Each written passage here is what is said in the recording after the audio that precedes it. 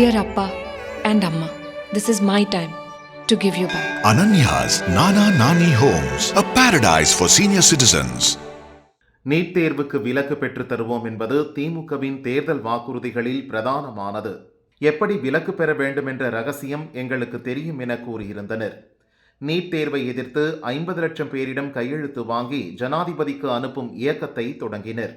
பள்ளிகளுக்கு சென்று மாணவ மாணவிகளிடம் கேன்வாஸ் செய்து நீட் எதிர்ப்பு அஞ்சல் அட்டையில் கையெழுத்து பெற்றனர்.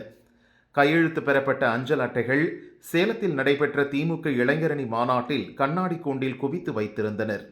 முதல்வர் ஸ்டாலின் அவற்றை பார்வையிட்டார். இந்த அஞ்சல் அட்டைகள் விரைவில் ஜனாதிபதிக்கு அனுப்பப்படும் என்று உதயநிதி மாநாட்டில் கூறியிருந்தார். ஆனால் மாநாடு முடிந்த சிறிது நேரத்தில் நீட் எதிர்ப்பு அஞ்சல் அட்டைகள் காற்றில் பறந்தன. மாநாடு நடந்த மைதானம் முழுவதும் ரோட்டிலும் அவை சிதறி குப்பையாக கிடந்தன. குவியல் குவியலாக கிடந்த அட்டைகளை திமுகவினர் வேடிக்கை பார்த்தபடி அதன் மீதே நடந்து சென்றனர்.